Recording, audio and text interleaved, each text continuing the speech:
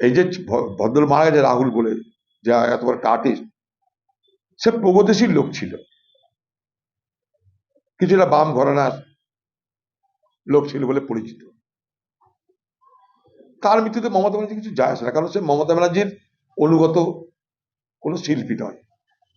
তাই মমতা ব্যানার্জি মাথা ব্যথা নেয়। সুপ্রিম কোর্টে গিয়ে রাজ্যের পক্ষ থেকে দাবি করা হোক যে 23 তারিখ পর্যন্ত আমরা আরো বেশি সক্রিয়তার সঙ্গে যেগুলোকে ট্রাইব্যুনাল পাঠানো ডেলিটেড হয়েছে সেগুলোকে আমরা নর্মালাইজ করার ব্যবস্থা করছি। জুডিকেশনে যারা আছে তারা তো চলবেই, ট্রাইব্যুনালে যারা ডিলিটেড হয়ে গেছে তাদের তো রাজ্য সরকার দাবি করতেই পারে। সুপ্রিম কোর্টের তো রায় একটা জায়গায় থেমে থাকেনি, যেমন যেমন পরিস্থিতি হয়েছে সুপ্রিম কোর্ট তেমন তেমন রায় দিয়েছে। আরেকটা দাবি করা যেতেই পারে। ভালো লাগছে যে যদি দিদি আমাকে টার্গেট করে রাস্তায় নামে আমি কিন্তু খুশি হব, কারণ দিদি আমাকে ভয় পেলে আমি মনে করব আমার রাজনৈতিক লাইন পাক্কা ঠিক আছে, একদম লক্ষ্য অধীর চৌধুরীকে হারাতে হবে, তাই হিন্দু ভোট বিজেপিতে ঠেলতে হবে। অধীর চৌধুরী হারুক তাহলে আমার হবে। তো দিদি ভাবলো অধীর চৌধুরীকে হারানোর পর ভেবেছিল আপদ গেল, কিন্তু দিদির জন্য আমি আপদের থেকে বড় বিপদ হতে চলেছি। আপদ যায়নি, আপনার জীবনে বিপদ হতে চলেছে, সেটা বুঝেই আপনি আন্দাজ করেই এখানটাই পদযাত্রা শুরু করে দিলেন। দিদি স্ট্র্যাটেজি পাল্টে দিচ্ছে।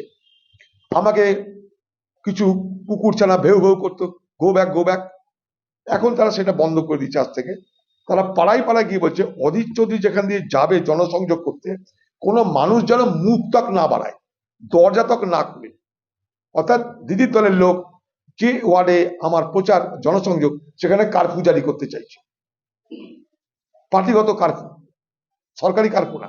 দিদি কালকে স্ট্র্যাটেজিটা চেঞ্জ করে দিচ্ছে। শাসকদের স্টাইল এটা মমতা ব্যানার্জির স্ট্র্যাটেজি, যেখানে যেখানে হাওয়া খারাপ গো ব্যাক স্লোগান তোলো, দিয়ে বার্তা দাও যে তৃণমূল ছাড়া কিছু হবে না।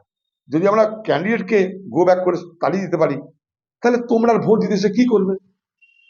দিদির এটা স্টাইল হয়ে গেছে। এখন বাড়ি বাড়ি গিয়ে এখন থেকে ধমক দেওয়া শুরু হয়ে গেছে। বলা হচ্ছে যে ভোটের দিন তোমরা বেরিও না, তোমাদের ভোট অন্যজন দিয়ে দিবে, তোমাদের বাড়িতে মিষ্টির প্যাকেট পৌঁছে যাবে।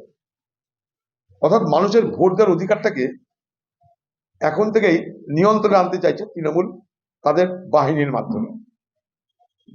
তাই আমি নির্বাচন কমিশনকে বলবো যে সার্ফেস সব ঠিক আছে, উপর উপর আমাদের প্যারামিলিটারি ফোর্স আছে, কেন্দ্রীয় বাহিনী আছে, হ্যান আছে, ত্যান আছে, অবজারভার আছে, কিন্তু গ্রাউন্ড লেভেল গ্রাসরুটে মানুষের মধ্যে যে ভয় বা ভীতির বাতাবরণ সেইটাকে কাটানোর জন্য নির্বাচন কমিশনের ব্যবস্থা করা উচিত।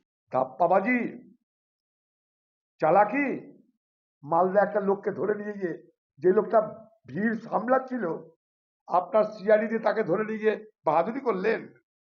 আসল অপরাধী কোথায়? আসল অপরাধী কই? যে মানুষকে শান্ত করছে তাকে গ্রেপ্তার করে আপনি বিরাট বাহাদুরি করলেন। আসল অপরাধী কে? আসল অপরাধী কারা?